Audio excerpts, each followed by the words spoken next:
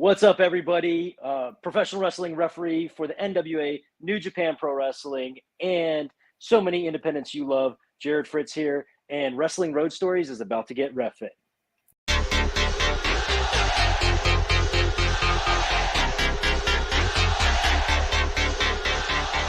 Yes, I love it, man. Let's jump right into this. I appreciate you being here with me, man. We've talked about this for a while, and I'm glad I finally got the time to bring you on here, man. So let's start off with your worst road story. Okay, so man, worst road story. To be honest with you, a lot of my traveling is actually solo because most of the times I'm going somewhere that one of the guys can't go to, or whatever it might be. I do travel alone a lot, and nothing really bad happens, which is good. But early in my career, of course, not making very much money on the road, you try to grind through the night, and sometimes that sucks. But we were coming back. It was just a little backstory. I was trained by Bob Keller and John Schuyler, and so was Zuka King. And so John had gotten us a booking up in, I think it was upstate South Carolina. I can't remember exactly where it was. But anyways, we rode from Charleston, where me and Zuka live, up to Columbia. We picked up John. We went to the wrestling show, came back, dropped John off. And then at that point, I was really freaking tired. And, the rule of the road is you're supposed to stay up with everybody. But me and Zuka kind of have an understanding. Don't mess with me. I won't mess with you. If you're tired, go to sleep, get your rest, that type of deal. So we were leaving Skylar's, and I said, "Are you good?" He's like, "Yeah, man, I'm totally fine." I was like, "All right, I'm going to try to get a little shut-eye." He's like, "Yeah, sure." And you know how you recline the seat back, and it sucks sleeping in the car. It's uncomfortable as hell. But I recline the seat back, kind of prop my neck up, and I get to the point where my eyes are shut, but I'm still hearing all the road traffic and everything. And, I'm finally kind of starting to daze out. And then all of a sudden I hear, and I pop up and I look and I see Zuka pop up and look at me. And I'm like, "Bro, did you just fall asleep?" No. I'm like, "What the hell was that?" He's like, "I promise I didn't fall asleep." I'm like, "Okay." And at this point, I think we were about 20 miles from home, maybe like 20, 25 miles from home or whatever. And, we're both kind of like, and I look at him, I'm like, "Are you good?" He's like, "Yeah." He's like, "You want to stop somewhere? We can get some coffee or something." He's like, No, I'm good." And about 5 minutes goes by. He goes, "You can go back to sleep if you want." I'm like, "The hell I am." So I tell that story a lot, I mean, honestly, I think that was my worst road story. And it wasn't like anything truly bad happened, but I mean, I think we've all done it. I think we've all gotten that case, and that's the plague for us on the wrestling world is, I think what a lot of fans don't see, they get to come and see us perform and everything like that. And then sometimes we have 3, 4, 5. This weekend for me, I've got a 6-hour trip, and we're going to try to soldier through it. And this time, we're going to take better precautions, and, we're going to switch off every hour. So that way we at least have the ability to get home safe. So it sucks, but hey, it is what it is, right? Oh yeah, man. It's all about when it comes to the love of what you guys do. And I mean, yeah, I'm a road guy. I do a lot of traveling to just different conventions and stuff, right? Yeah. So I totally understand what's happening there. And the funny thing now is anytime we'll be driving, particularly if he's driving, we all have a tendency to look at our phones and everything like that, or, just kind of get lost in the moment, or we'll be talking, and how you're inclined to look at the person that you're talking to. So you might take your eyes off the road for a minute, and you'll hear I'll be like, "Don't kill me, bro." Like, I'm not gonna kill you. Yeah, no, I'm with you, man. Yeah. I mean, I get when you talk about when he essentially you hit the ribs, heard it, you're like, "I'm awake now. Like, this is it. Like, I'm awake till we get home." Yeah. But yeah, man, the road trips, man, that's the whole point of why I wanted to do Road Story podcast, is because a lot of people don't get to hear the road stories, and then some of them are scary. Like I think it was Marcus Cross. He got into a car. Him and Griff Garrison got into a car accident. Spun the car around, hydroplane. Wow. That's scary stuff, right? Yeah. But then they can also be lighthearted, like what happened with you guys. Yeah. It could have been worse, right? But thankfully It wasn't, right? So yeah. But yeah, and then This is my favorite part though, is the good road story. So when you're ready to hit us with that, because those are always fun, right? You got guys who prank each other and stuff and have good laughs. So Yeah. there's always some of that. Let's see. I don't have any like road story that really like stands out elevated as like, oh my God, that was kind of one of the greatest. I love the opportunity to really get to listen to the older guys, and Bob's got a lot of great stories from people that he's been around, and by proxy I hear a lot of stuff through that. Um, so and like I said, a lot of my trips are by myself, so I don't really have a lot of like good, I did this with this guy or this with this guy or whatever. Um, so I might pivot on you a little bit, okay? So when I first started working with NWA, this is a road story because I had to drive down there, okay?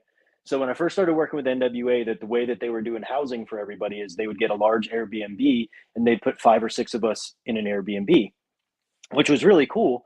The first time I did it, I think I was working with some of the production guys, like Dave Marquez was there, Billy Trask, who's our producer, our director, sorry, um, and a couple of other people that were like photographers, like Dan Stram.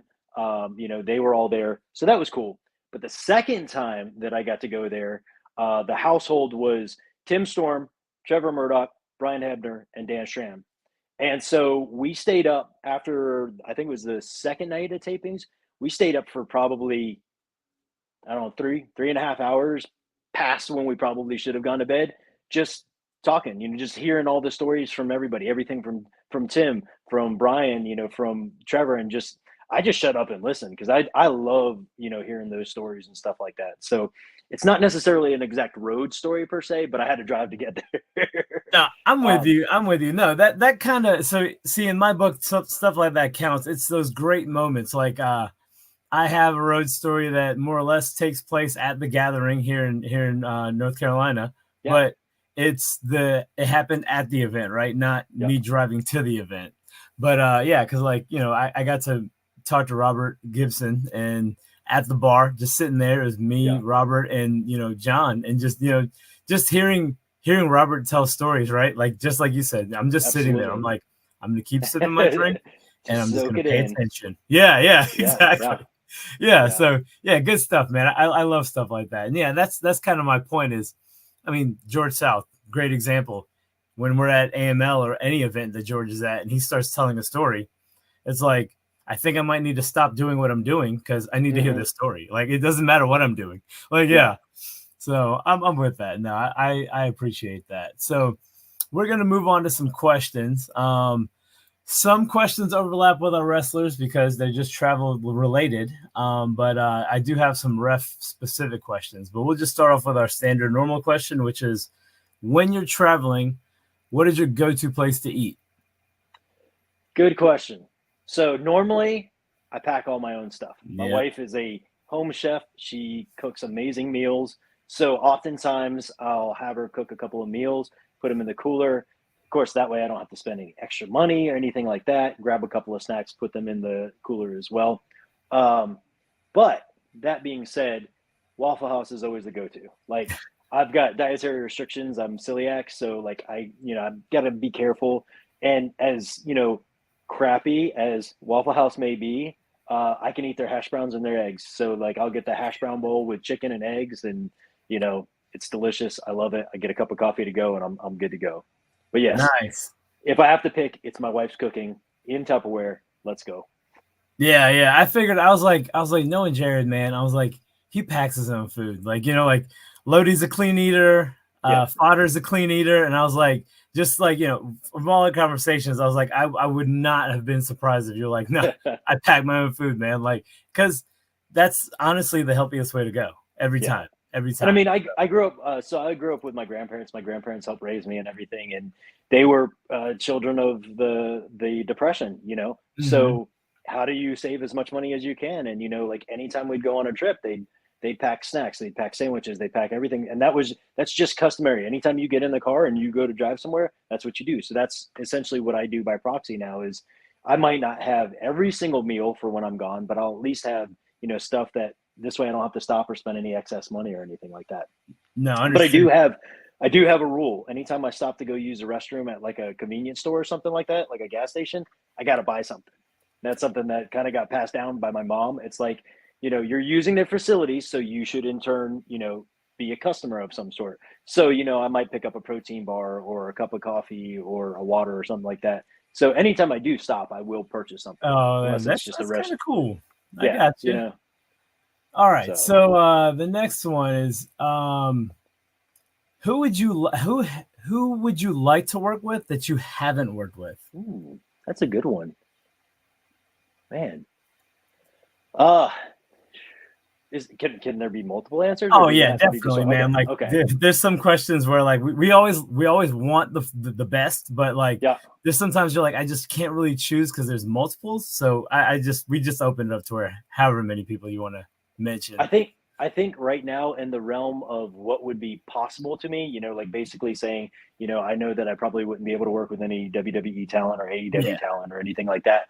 But in the realm of what's available out there now, I really like a lot of like technical style wrestling. That's kind of my favorite, move after move, British style, maybe even if you will, submission holds and things like that.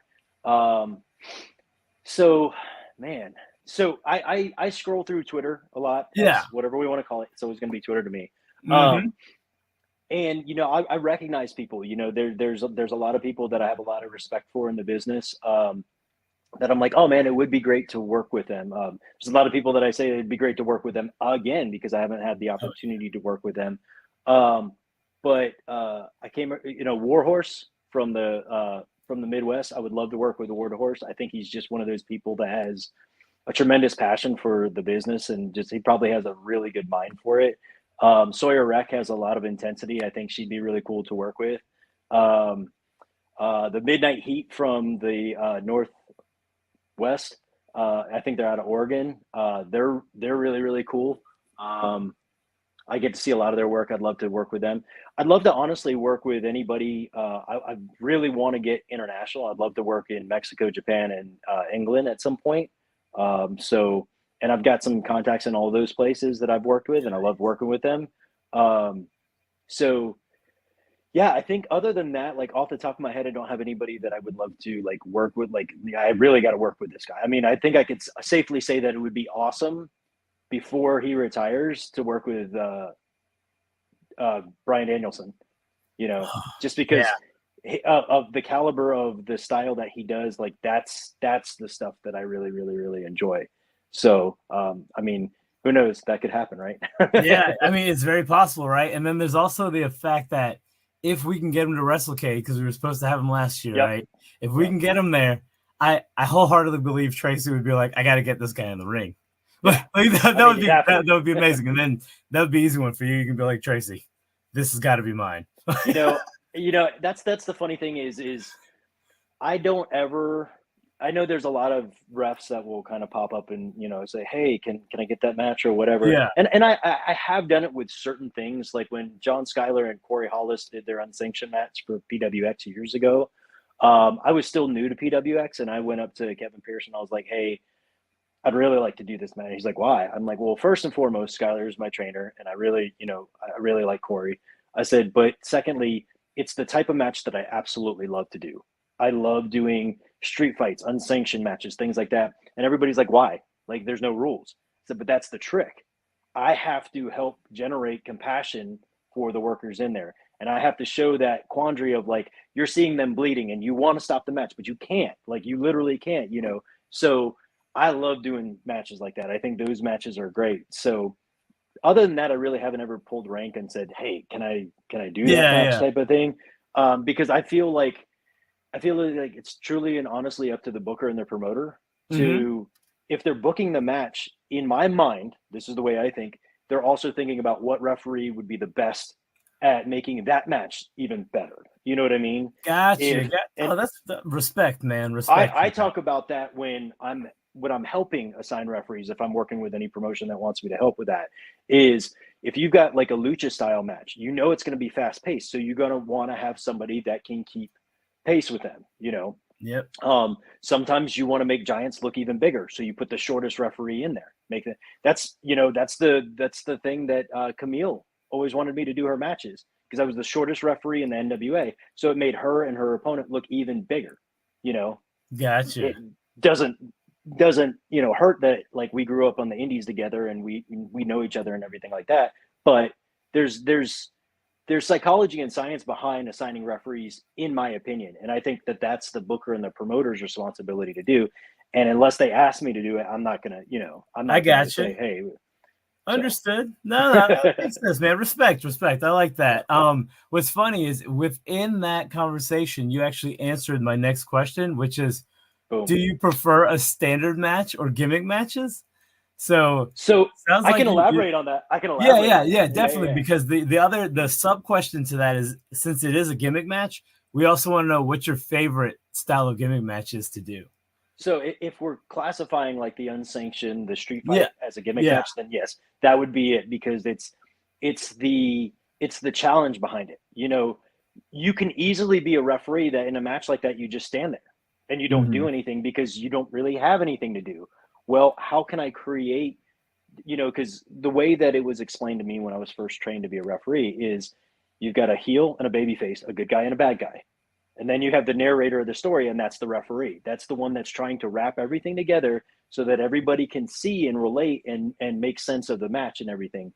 So if a referee just stands there and really doesn't do anything, then, what are they adding to the match? So I feel like it's my personal responsibility to create some sort of emotion for that.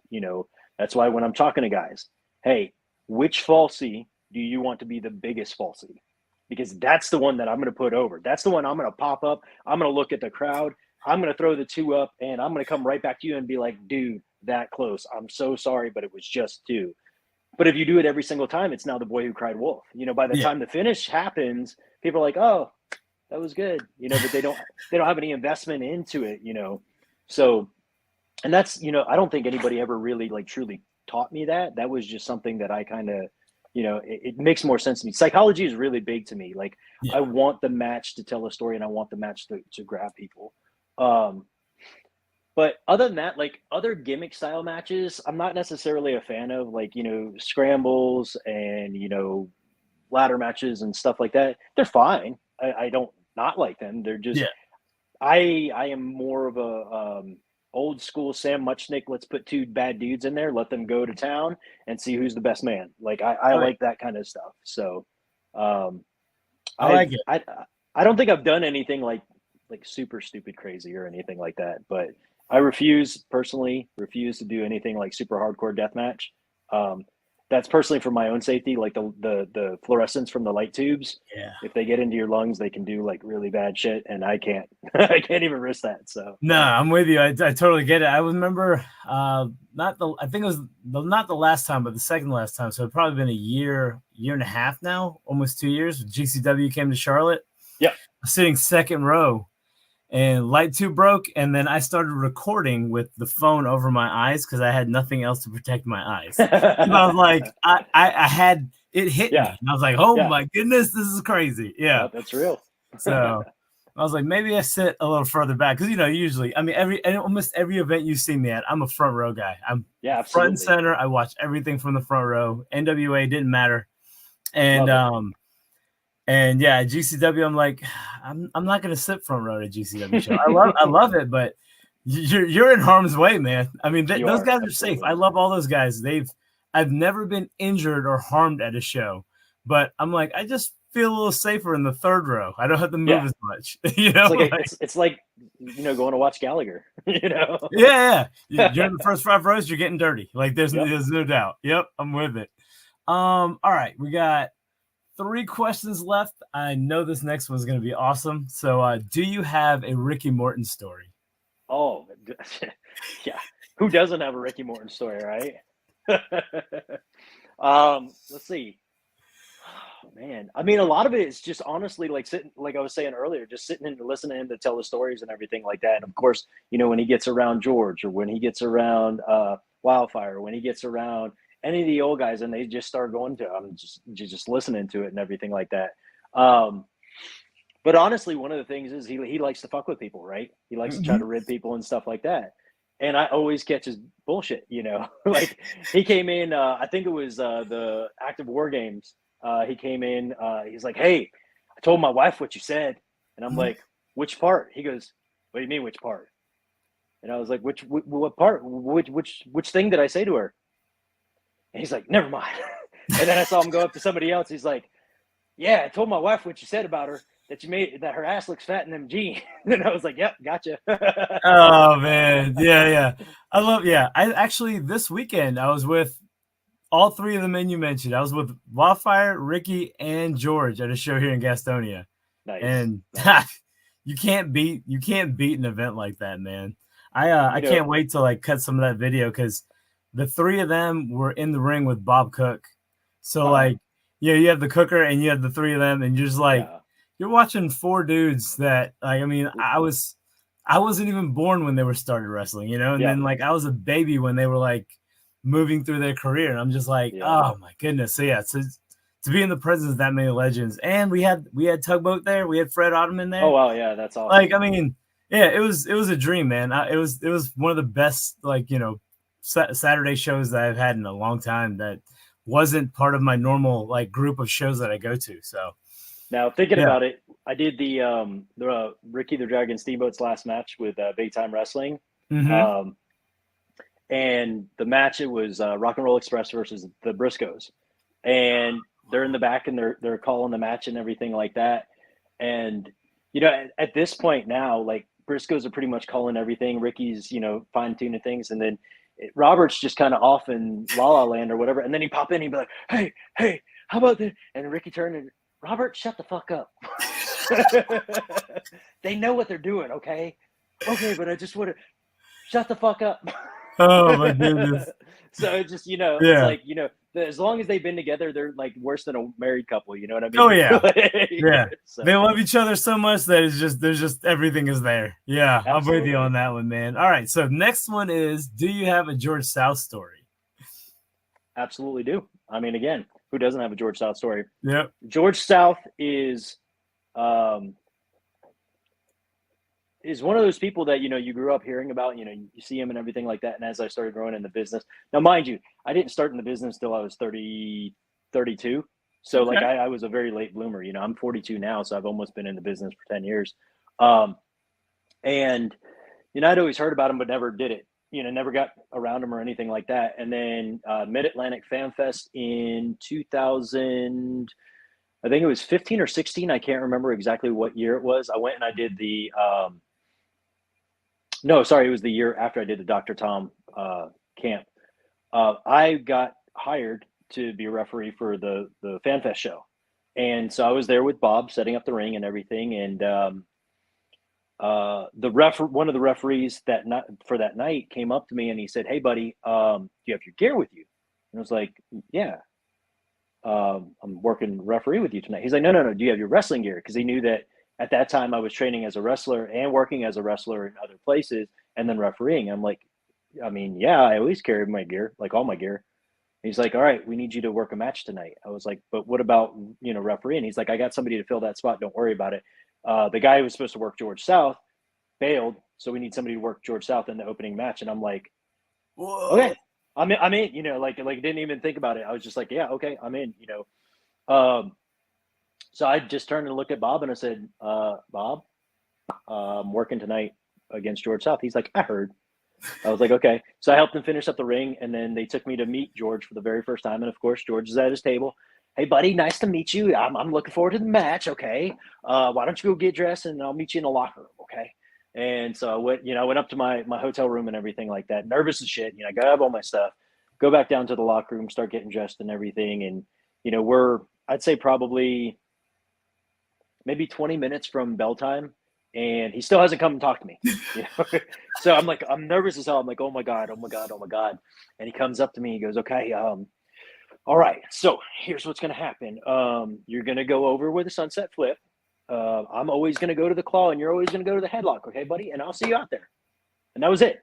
And I'm like, "Oh shit, okay, all right." Well, thankfully, being taught by Bob, number one rule: shut your mouth, open your ears, listen. Yeah. Veterans will take care of you. That's what their job is, right? So I go out there and George does his thing, yells at the crowd. I'm an instant baby face because everybody hates him, that type of deal.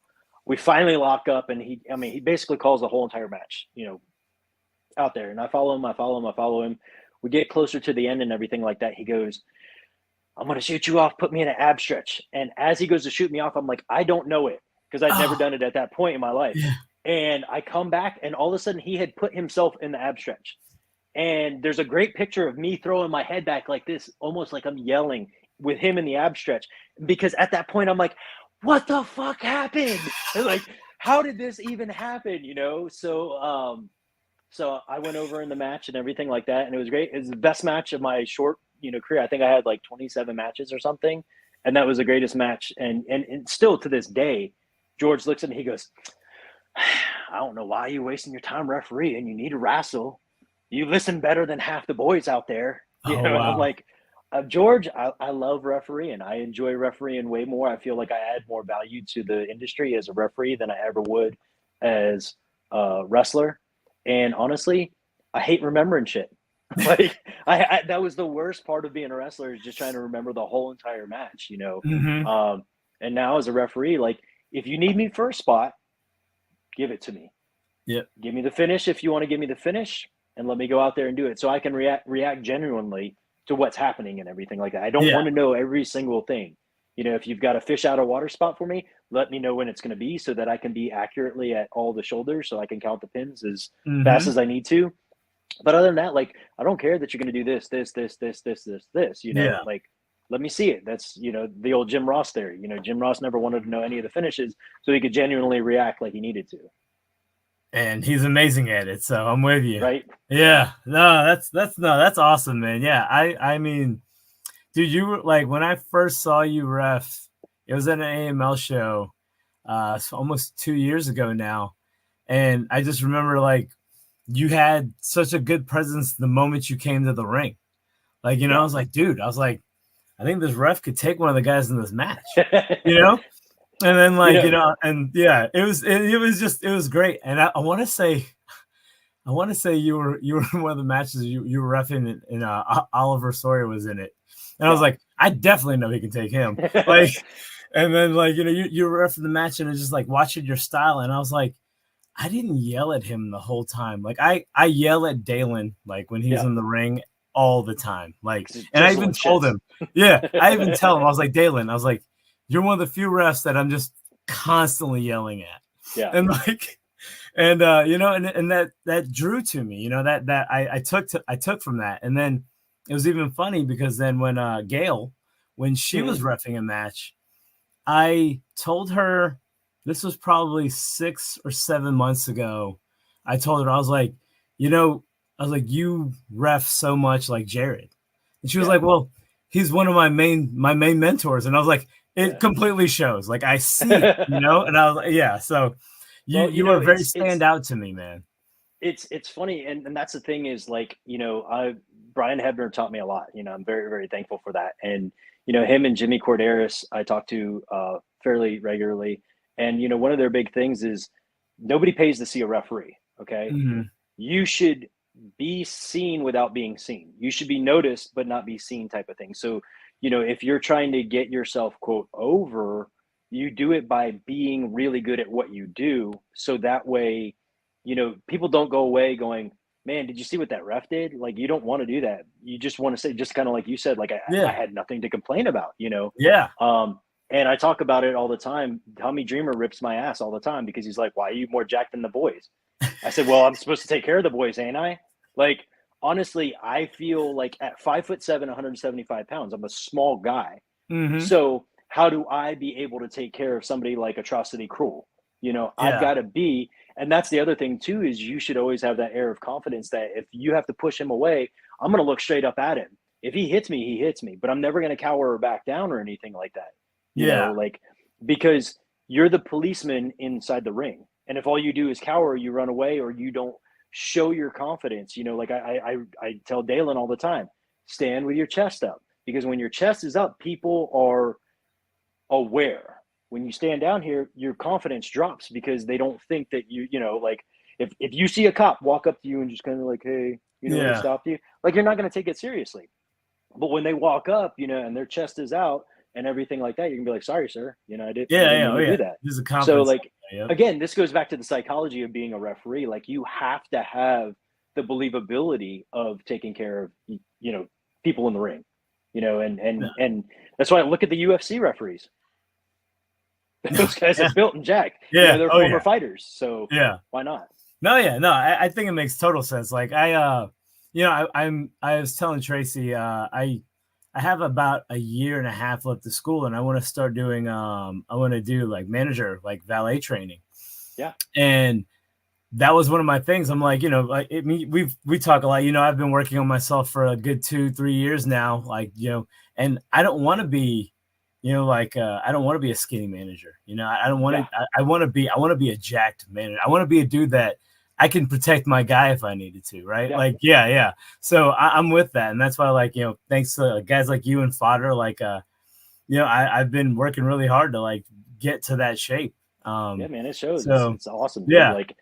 And that's it's just little things like that a lot of people don't really recognize or don't really see, that, standing with your chest up, being vocal in a way that is not just repetitive or anything like that. So there's a lot more into it than just counting 3, Oh yeah. And your psychology is on point, because one of the big things I'm always yelling about is the guys get thrown out the ring and they're outside, they're brawling outside, and no one's counting fast enough. The count takes forever. And we, you watch enough wrestling, you understand, we're not having a count out right now, but you still got to start counting at some point. Right. So and I'm always like, start counting. And it'll be 10, 15 seconds to go by before they're counting. And I'm like, come on, man.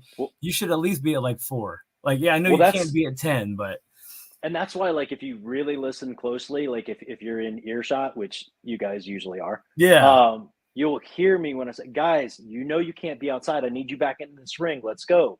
I'll try to draw it out enough. Oh yeah. All right, guys, I've got to start my 10 count. So now I've given them an additional 6 or 7 seconds to work whatever they need to do.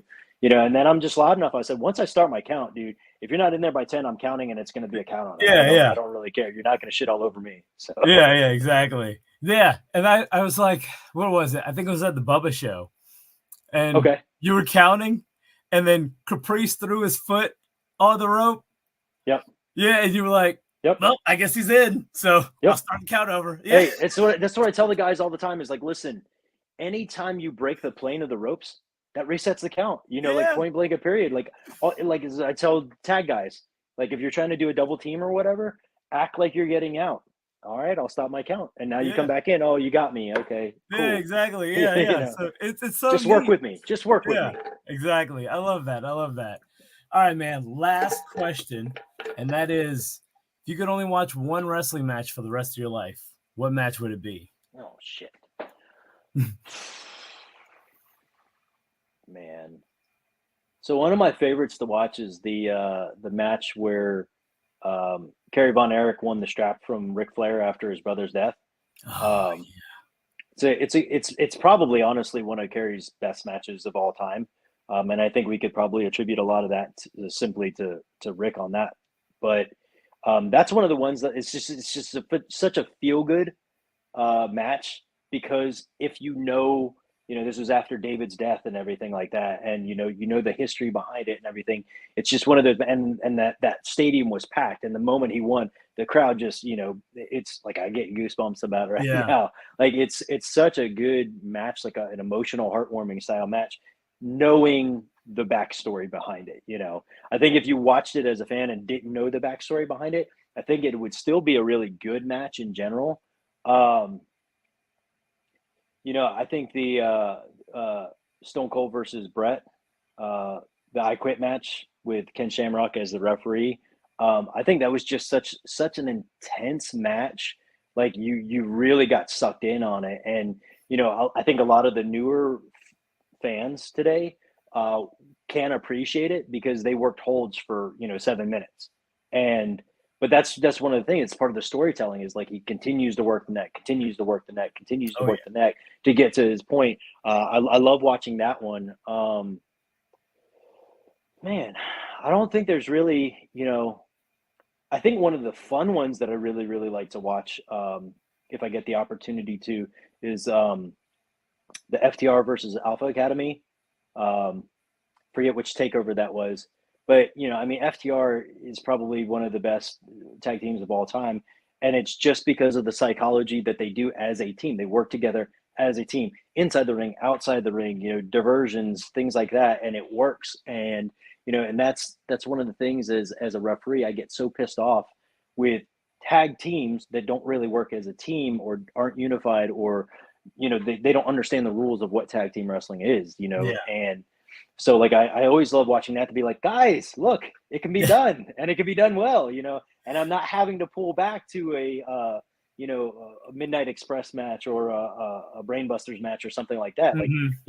a lot of the new generation, a lot of new breed are like, oh yeah, it's different back then. I'm like, well, look, it's been done in this generation too, and it's been done well, and the crowd Yeah. popped for it, and everybody liked it. So, yeah, yeah. I mean, those three I think were like kind of like all on the top there. I could honestly watch anything by Eddie Guerrero. Oh, there you go. Religiously, Okay. I mean, I think he's absolutely fantastic.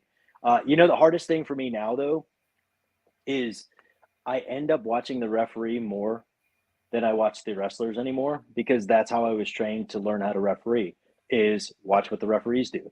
Watch how Yeah. they stand, watch how they react and everything. So I catch myself, like WrestleMania, I just watched WrestleMania as it came by. And I caught myself watching the referees a little bit more. You know what I mean? And it's just like, oh shit, I guess I have to go back and watch that match now without watching the referee. So I'm with it's a you. fun thing. I'm very much like that, especially here recently, because like so Paul Ellering has always been one of my favorites, right? Because I was a Road Warriors guy back in the day. Face paint Yep. guys were all my thing. So Sting and all those guys, but so Hawk and Animal are two of my favorite when it comes to tag teams. And Paul Ellering was just my guy. Like he was just amazing. And when he was younger, like when he was also wrestling, he was jacked, Yeah. right? He was Oh, he was huge. great. Yeah. So like he was one of my favorites to watch. But then on the flip side of that, Bobby Heenan was my Oh, other one that I fantastic. always watched, right? Absolutely. Because I liked his whole setup. He just had a bunch of guys, right? Like the Yeah. Heenan family. And not all of those guys were in common except for Heenan, Yep. but it worked, right? And then It you worked. have random Absolutely. guys come out and help another Heenan guy because, well, I'm one of Heenan's guys, so I got to make sure his Yep. other guy's okay. And I think something like that should return to wrestling. Like we don't I have any of agree. that. I think the closest we have is Prince Nana, which I love Prince Nana too, Yeah. because but like he's got he came in to AEW and was like, I want this guy and these guys and this guy. Yeah. Okay, they're all my guys. We're gonna make them all work together. Yep. I And think.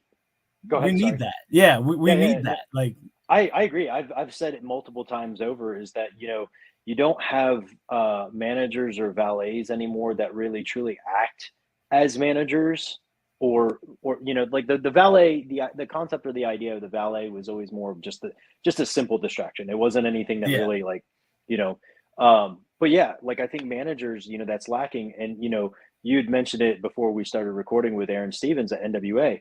He's doing a fantastic job with BFT. He's bringing yeah, that realism of what a manager does. And I would love to see him expand his faction, his group or anything like that. So I can play, fantasy booker in my head and figure out, hey, let's add this guy in, let's add this guy in. I mean, they've got Sinister Minister there with the Miserably Faithful, which is cool.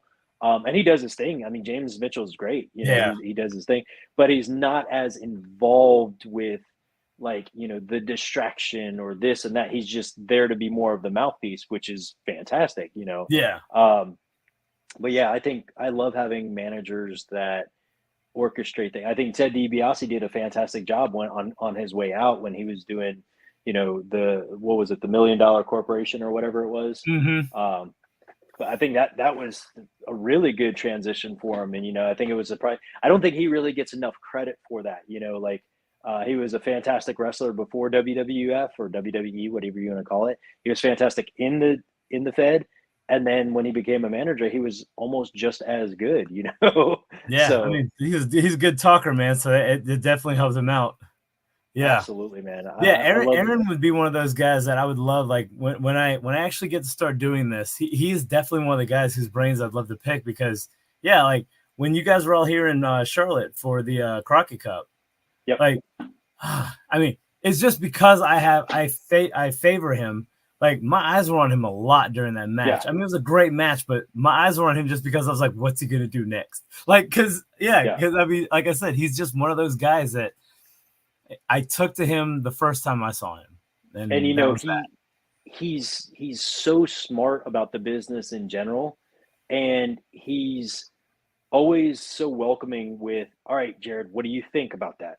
Like, would that fly, for a referee? Or if not, what's another way that we can get there? Like, this is the idea. How can we make it work so that it tells the greatest story that we can get? That type of deal, which is awesome because, I think a lot of people fear that, like, oh, I'm not going to get to say my piece. And Yeah, that's one of the greatest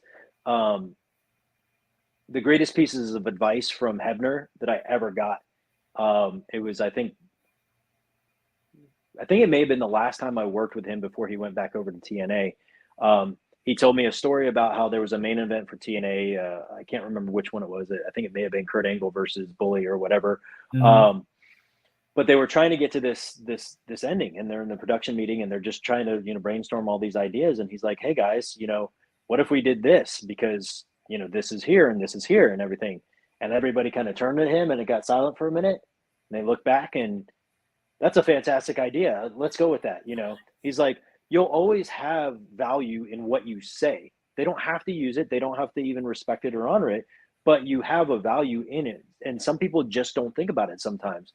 And so a good referee is going to put their input in on it to say, hey, here's an idea that might make sense. Yeah. At that same Crockett Cup, Fodder got injured.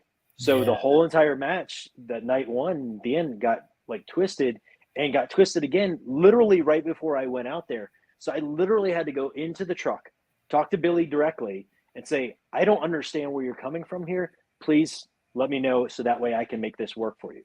And that's our responsibility, is we have to make it work. We can't just turn a blind eye. And I think that's, we're supposed to be deafblind and dumb, not retarded. Like we have to make it make sense in one way or another. And particularly with a lot of shenanigans happening and everything like that, it's like, okay, how can I make this work? And so being able to have managers and wrestlers and bookers and agents all look to everybody, not just the wrestlers, but to the referee as well, plays a huge role in making matches really turn out even better than I think a lot of people would expect them to. Oh yeah, and I'll tell you guys did a great job during that match too, because I remember he came out, his Fodder's partner came out by himself. Yeah. And we were like, what's going on here? Like, I was like, I just saw the match beforehand. Everything was good. And then saw him come in and I was like, I can see that he wasn't walking right, Yeah. And I didn't know though, until I was probably like a month and a half later, I was talking to Fodder and I was telling him how I was actually kind of rooting you guys for the Crockett Cup.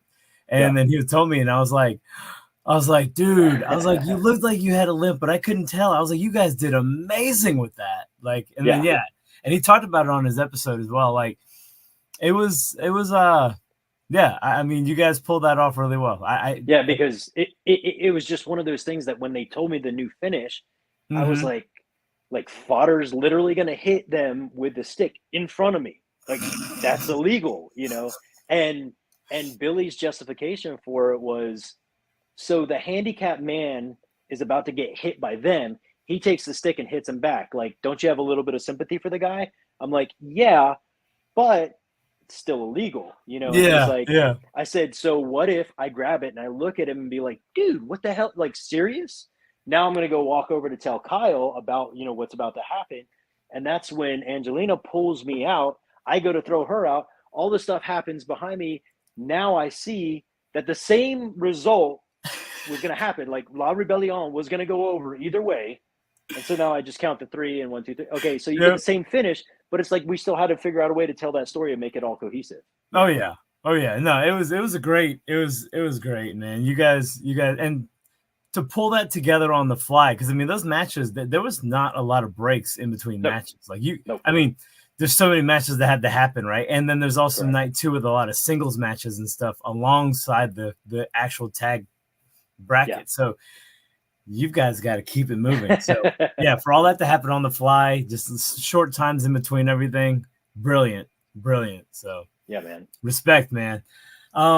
Yeah, so that's really it. I really appreciate you being on the show. Yeah, I literally I wore this because Love when it. you put this out, I was like, I gotta get it. I was like, it's my workout jersey. It's the one I embody you when I'm working out. So I'm like, I appreciate that. Bro. Yeah, I wanna. I mean, and I just found out from this pod here that we're the same age, man. Like, so yeah, man. Yeah, so that makes it just even more because I'm like, dude, I just need to keep going the way I'm going, and I can do it at our age. Like I said, it's baby steps. I watch you do the strongman competitions and stuff, man, and I'm like, I'm always taking the inspiration from there. It just makes it even that much more now, knowing that you're doing what you're doing at the same age that I'm trying to do what I'm doing. So I appreciate that, and going back to what I was saying too about all that. That's actually the thing that I said about Tommy Dreamer ripping on me for being jacked and everything. I said I do it to make it look like I can take care of the guys, right? Yeah. But also there's always been the back burner inspiration. Like if a referee can stay fit and do what he needs to do to be well in the ring, like any wrestler out there can do the same exact thing, because I hear excuses all the time. Oh, I don't have enough time to go to the gym, or I don't have a gym. Like, you can do this stuff in your house. Like, you know what I mean? Yeah. You can do anything you want to. You just got to put your mind to it and everything like that. True. Yeah. My gym is in my home. I've got a weight bench. I've got cable pulleys. I got an elliptical, and I went and I bought me a decent elliptical. I bought a gym level elliptical, and because I want to be serious about this, right? If I don't want to go outside because it's too hot or it's raining, I'm like, dude, I got an elliptical that I could just burn it up. So try to being as serious as I can about it, and just seeing like you guys, like you, and like I said, you and Fodder are two of my biggest inspirations because I see you guys working out. Like I see the images, I see the pictures, I see videos. And then because I see you guys so often, I see the results, right? Like I'm awesome. Always seeing it. So yeah, much respect, man. I appreciate it. And I appreciate it. I'll continue to look towards you for advice, man. So I appreciate that. Thank you so much. Yeah. All right, brother. I'm gonna let you go, man. We had some good conversation. I really appreciate it. Oh yeah. Yeah. Awesome. Have a good one, man. I'll see you Sunday. Yes, sir. Take care. Bud.